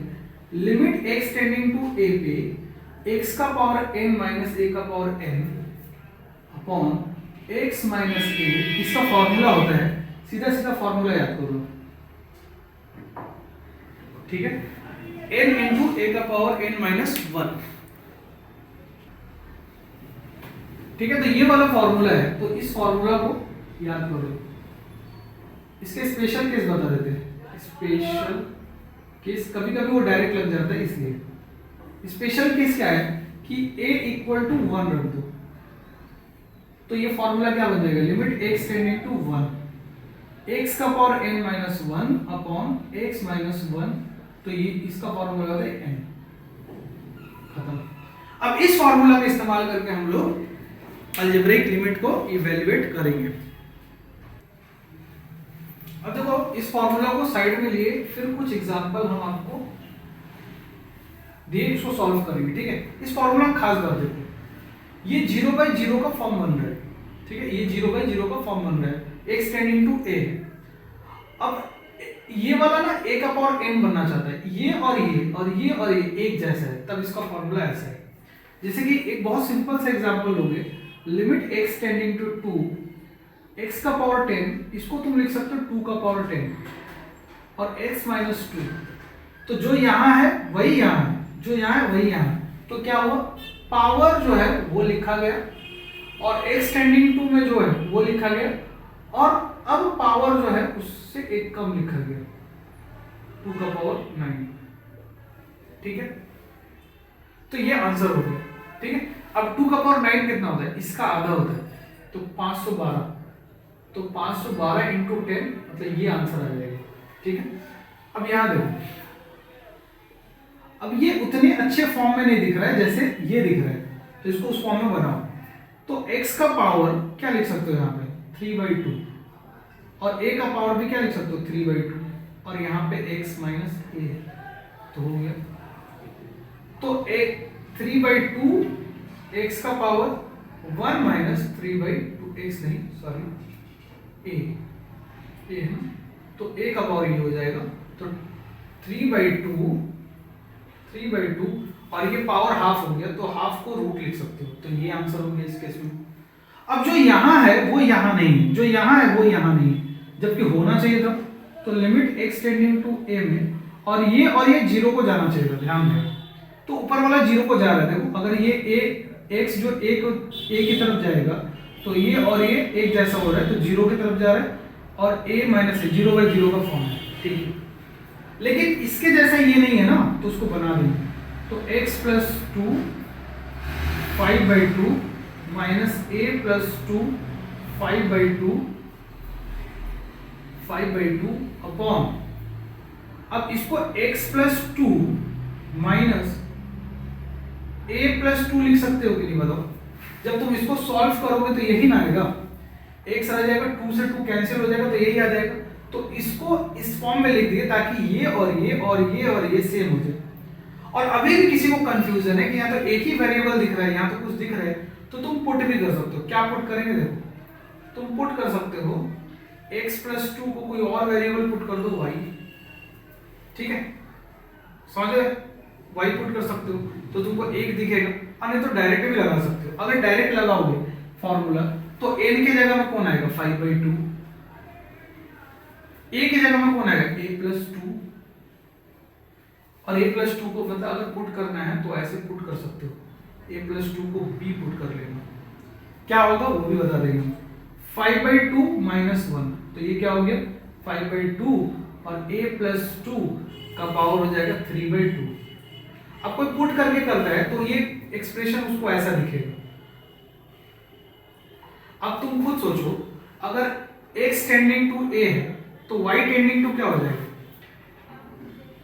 x टेंडिंग टू a तो y x plus 2 equal to y है ना, तो x टेंडिंग टू a है तो y टेंडिंग टू क्या हो जाएगा? a प्लस 2 हो जाएगी। तो क्वेश्चन अब बदल जाएगा, ये हो गया और इसके जगह में तुम क्या लिख दोगे? y का पावर 5/2 माइनस a प्लस 2 के जगह में b लिख दोगे, b का पावर 5/2, ठीक है। और यहाँ पे भी तुम क्या लिख दोगे?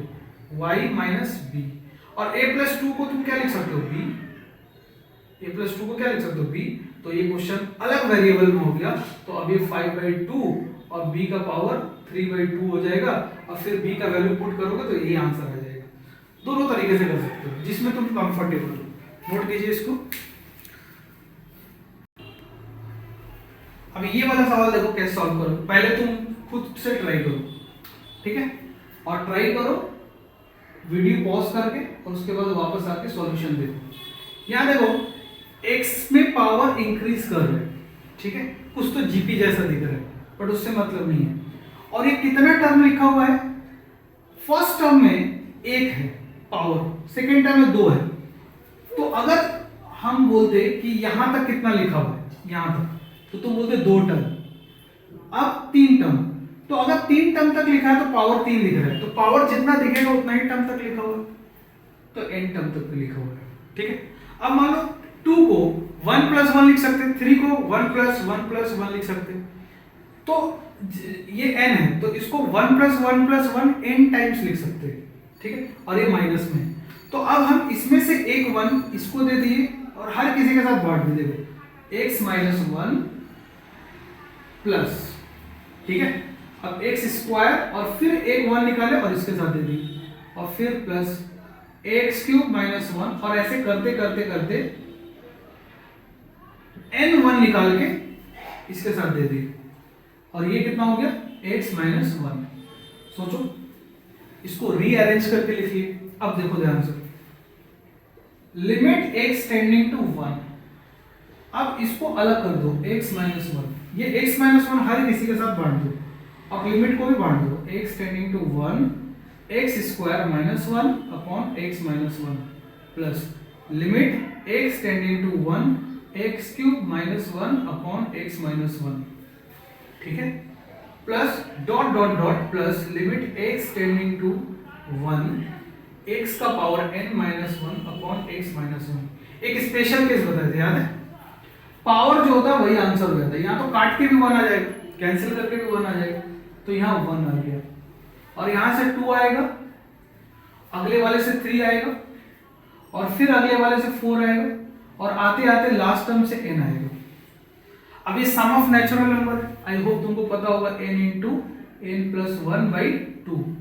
ठीक है, तो इस तरह से इसको सॉल्व कर लिए। अब हम लोग पांचवा मेथड पढ़ने जा रहे हैं। पिछला वाला चौथा था, शायद हम अपडेट करना भूल गए थे। Method 5, infinity by infinity form. ये क्वेश्चन कैसे, एक क्वेश्चन लेके समझते हैं। Limit x tending to infinity है और ax² plus bx plus c है, और नीचे मान लो क्या मान ले, mx² plus nx plus l है। तो ये जो है इनडिटरमिनेट फॉर्म बन रहा है, क्योंकि इन्फिनिटी डालोगे तो बहुत बड़ा इन्फिनिटी और नीचे ही बहुत बड़ा इन्फिनिटी, इनडिटरमिनेट फॉर्म हो गया। तो इस तरह का क्वेश्चन को कैसे सॉल्व करते, देखो limit x tending to infinity. अब अगर इसमें से x² कॉमन निकाल लो तो बचेगा a plus b by x plus c by x²। ठीक है, और यहां से भी x² कॉमन निकालो तो m plus n by x l upon x²। तो इससे ये खत्म। अब अगर इन्फिनिटी की तरफ, ये b है और नीचे वाला नंबर इन्फिनिटी की तरफ जा रहा है, तो पूरा नंबर 0 की तरफ जाएगा। ये बात याद रखना, अगर ऊपर कोई नंबर लिखा हुआ है और नीचे कोई नंबर इन्फिनिटी की तरफ जा रहा है तो पूरा नंबर 0 की तरफ जाएगा। और लिमिट में आंसर वही होता है जिधर नंबर जाता है। ठीक है, तो इसका मतलब अगर यहां से लिमिट को तुम रिमूव करोगे तो अगर यहां 0 पुट करोगे तो a प्लस 0 की तरफ, सॉरी इन्फिनिटी पुट करोगे तो 0 की तरफ जाएगा, और x² ये बहुत बड़ा 0 की तरफ जाएगा। तो यहाँ m सिमिलरली, तो इसका आंसर क्या आ गया, a बाई m। और इस क्वेश्चन में ये पक्की, ये देना चाहिए उसको कि m 0 नहीं है। ठीक है, और m 0 नहीं है तो माने ये मतलब कि ये जो आंसर है वो सही है। ठीक है, इन्फिनिटी नहीं है, तो m नॉट इक्वल टू 0 इस क्वेश्चन में दिया होना चाहिए। तो इस तरह से हम लोग सॉल्व करते हैं इन्फिनिटी बाई इन्फिनिटी का फॉर्म। इसको नोट कीजिए, फिर इसमें कुछ और बताते हैं। अब ये क्वेश्चन सॉल्व करने देखो, तो इन्फिनिटी रख के देखो, तो infinity by infinity indeterminate form बना। तो इनडिटरमिनेट फॉर्म को रिमूव करने के लिए हम लोग क्या करेंगे, जो हाईएस्ट पावर है ना उसको कॉमन निकालो। तो limit x tending to infinity, तो हाईएस्ट पावर x³ है यहाँ पे, तो यहाँ पे बचेगा 3 minus 4 upon x plus 6 upon x² minus 1 upon x³, और यहाँ बचेगा x³ 2 प्लस 1 माइनस 5 प्लस 7, और यहाँ पे अब x की पावर बढ़ाते जाओ।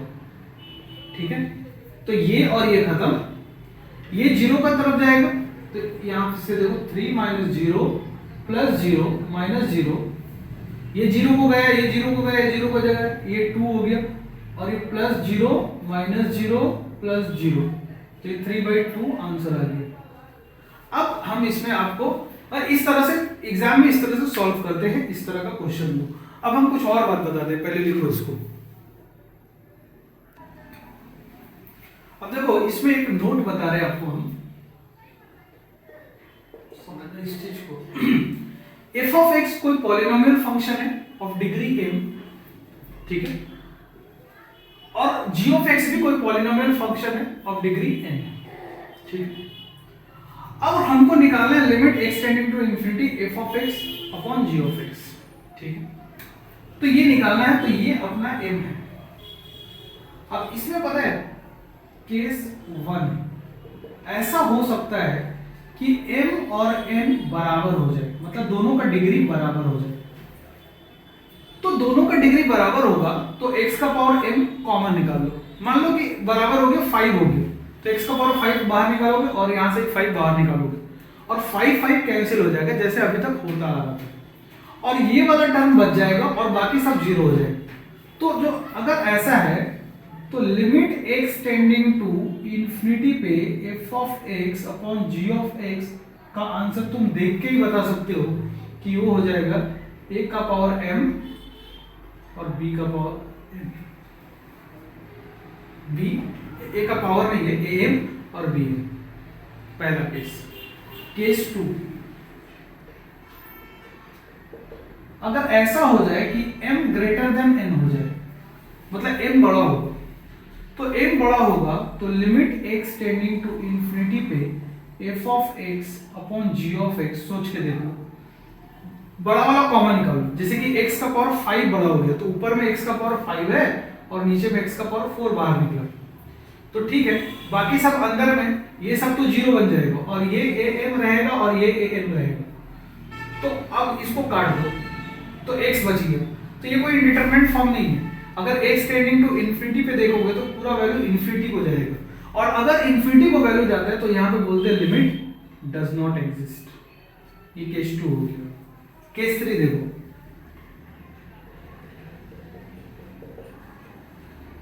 अगर m लेस देन n हो जाए तो देखो अब पावर बड़ा नीचे आ जाएगा, जैसे कि ये ऐसा हो जाएगा, सॉरी 5 हो गया तो मान लो ये कैंसिल हो गया, तो नीचे इंफिनिटी बैठाओगे तो अगर 1 बाई इंफिनिटी टेंडिंग है, ठीक है, तो इसका 0 की तरफ जाने का टेंडेंसी होता है। तो बोलने का मतलब ये है कि limit x tending to infinity f of x upon g of x जो है वो यहाँ पे 0 हो जाएगा। तो दो केस में लिमिट एग्जिस्ट करता है ऐसे केस में, एक तो mn बराबर हो या ऊपर वाला डिग्री छोटा और नीचे वाला बड़ा हो तो हमेशा ही 0 रहेगा। तो अब इस तरह से तुम सिर्फ पावर को एनालाइज करके आंसर बता सकते हो। जैसे कि अभी हम लोग जो क्वेश्चन कर रहे थे वो limit x tending to infinity 3x square plus 2x plus 1 upon 5x square plus 4x plus 7, इस तरह का क्वेश्चन नहीं तो होता था। तो यहाँ पे डिग्री इक्वल है ना, तो सीधा कांस्टेंट इसका जो हाईएस्ट वाला जो है, हाईएस्ट पावर कंटेनिंग टर्म जो है उसका कोफिशिएंट आंसर हो जाएगा। तो इसका आंसर सीधा सीधा 3/5 बता सकते हो। समझ रहे हो? तो इस तरह से हम लोग आंसर बताते हैं। अगर यहाँ पे मान लो 4 होता और यहाँ 2 ही होता, यहाँ पे हाईएस्ट पावर 4 होता तो इन्फिनिटी हो जाता आंसर, नीचे 4 होता ऊपर 2 ही होता तो 0 हो जाता आंसर। तो इसका आंसर तो देख के ही बता सकते हो, लेकिन प्रॉपर, ये तो शॉर्टकट था, प्रॉपर तरीका से कैसे सॉल्व करते हैं तो कॉमन लेके जैसे करते थे एग्जाम में भी वैसे ही करेंगे, ठीक है। तो इस तरह से इवैल्यूएशन ऑफ अलजेब्राइक लिमिट खत्म हो चुका है। अब नॉन अलजेब्राइक का जो डिस्कशन है वो नेक्स्ट लेक्चर में करेंगे, क्योंकि ये वीडियो काफी बड़ा हो चुका है और मैं भी थक गया हूँ यार। तो इस वजह से नेक्स्ट लेक्चर में ये वाला जो लिमिट चैप्टर है उसको कंप्लीट कर देंगे। आई होप तुमको आज वाला लेक्चर समझ में आया होगा, लेकिन शुरू वाला जो लेक्चर था 50 मिनट का जो होगा वो थोड़ा सा कॉन्सेप्चुअल था, उसको समझने में दिक्कत तो आता है, लेकिन उसको अगर एक बार समझ गए ना तो लिमिट में तुमको मजा आने लगेगा। क्वेश्चन बहुत ज्यादा टफ नहीं होता इसका, तुम देख पा रहे हो, ठीक है, लेकिन वो कॉन्सेप्ट समझना जरूरी है। अगर नहीं समझ में आ रहा तो एक बार और देख लो तो बेटर समझ में आएगा, ठीक है। और दूसरी बार जब देखो तो 1.5 की स्पीड में देख लो, ठीक है। तो आज का वीडियो हम यहीं पे खत्म करते हैं। थैंक यू, और वीडियो को लाइक करो और ज्यादा से ज्यादा शेयर कर दो, और अगर चैनल को सब्सक्राइब नहीं किया तो please subscribe the channel. Thank you, bye bye.